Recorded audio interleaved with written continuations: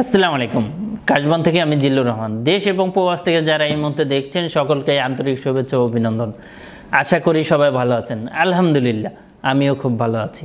তো যাই হোক, আজকের মূল আলোচনাটা হবে ইতালির ভিসা নিয়ে। যারা আপনারা এতদিন জানতে চেয়েছেন যে ইতালির ভিসা করার জন্য কি কি লাগবে, কোন ভিসাটা ভালো ইত্যাদি বিষয়গুলো, তো আজকে মূলত আলোচনা হবে এটাই, এবং এই রিলেটেড তথ্যই মূলত আজকে এই ভিসার মাধ্যমে, এই ভিডিওর মাধ্যমে আপনি পাবেন। চলুন কথা না বাড়িয়ে চলে যাই মূল আলোচনায়। আজকে আমি আপনাদেরকে জানাবো ইতালির সিজনাল ভিসা এবং স্পন্সর ভিসা, এই দুইটার মধ্যে পার্থক্য কি কি, কে কোনটায় যাবেন, কোনটায় কি ধরনের সুবিধা ইত্যাদি বিষয়গুলোই মূলত আমি আপনাদেরকে জানাবো। তো আমার একটি রিকোয়েস্ট থাকবে যে পুরো ভিডিওটা না টেনে আপনারা স্মুথলি দেখেন, সেক্ষেত্রে আপনাদের অবশ্যই বেনিফিটেড হবে, এবং আপনাদের যদি বেনিফিটেড হয় সেটাই আমার পাওয়া, এবং আপনারা বেনিফিটেড হলে চারপাশে থাকা মানুষগুলোকে আপনিও বেনিফিট করতে পারবেন। আর যদি আপনি কোনো মনোযোগ সহকারে ভিডিওগুলো না দেখেন তাহলে আপনি কিছুই বুঝবেন না, আবার আমাদেরকে কল দিয়ে আবার একই বিষয়ে জানতে চাইবেন, অথবা আপনি আবার অন্য এজেন্সিতে কল দিবেন, অথবা আপনার মনের মধ্যে একটা কোশ্চেন থেকেই যাবে, আপনি রাত্রে ঠিক মতো ঘুমাতেও পারবেন না যে আমি কোনটায় যাব, আসলে আপনি সিদ্ধান্ত নিতেই পারবেন না। তো এজন্যই মূলত চলে আসলাম যে না, আসলে আপনি মনোযোগ সহকারে দেখেন এবং আপনি নিজেই সিদ্ধান্ত নিয়ে ফেলেন, অথবা আপনি নিজেই অন্যকে জানান যে কোনটা বেটার হবে, কোনটা ভালো হবে। তো অবশ্যই আপনি মনোযোগ সহকারে দেখবেন।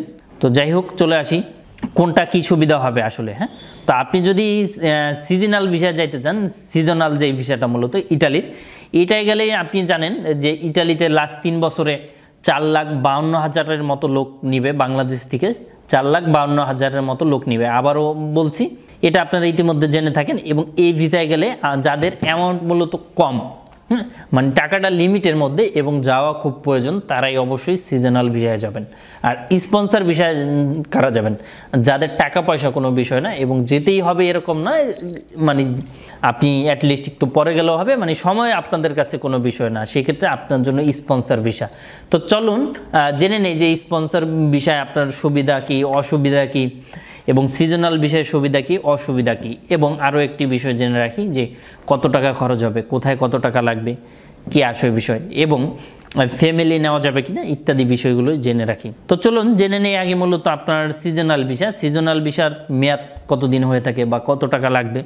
আপনারা জানেন যে সিজনাল ভিসার মেয়াদ সাধারণত হয়ে থাকে 20 দিন থেকে শুরু করে 9 মাস পর্যন্ত ভিসাটা হয়ে থাকে। হ্যাঁ, সিজনাল ভিসা, এই ভিসাটা আপনি যদি ইমার্জেন্সি হয় সেক্ষেত্রে অবশ্যই আপনি যাবেন, কোনো ধরনের কোনো হ্যাসেল নাই এবং বেনিফিটেড হবেন। এবং ইউরো হিসাবে যাওয়ার জন্য এটা আপনার 10,000 ইউরোর মতো খরচ লাগতে পারে। এবার চলুন জেনে নিই আমরা স্পন্সর বিষয়ে আপনি কী সুবিধা পাবেন।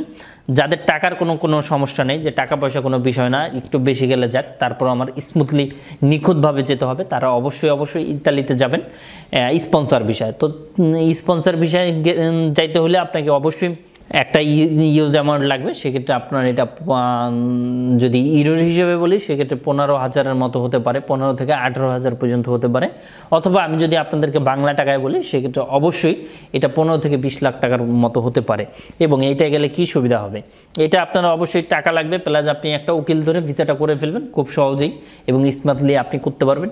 এটার ভিসাটা হচ্ছে আপনার সাধারণত মাল্টিপল ভিসা হয়ে থাকে। আপনারা জানেন যে এটা 1 বছরের মাল্টিপল ভিসা। আপনি শুরুতে গেলেই এবং 1 বছরের মধ্যে আপনি যতবার ইচ্ছা যেতে পারবেন এবং যতবার ইচ্ছা আসতে পারবেন। এবং আপনি একটানা 6 মাস থাকার পরে আপনি আইডি কার্ড বা রেসিডেন্ট কার্ড যেটা বলে এটা আপনি অ্যাপ্লাই করতে পারবেন। এবং একটানা যদি আপনি 10 বছর অথবা 10 ইয়ার্স থাকেন সেক্ষেত্রে অবশ্যই আপনি ইটালিয়ান পাসপোর্টের জন্য অ্যাপ্লাই করতে পারবেন। এবং আরও একটা কথা বলে রাখি, আপনি আইডি কার্ড পাওয়ার পরেই আপনি ফ্যামিলি নেওয়ার জন্য অ্যাপ্লাই করতে পারবেন।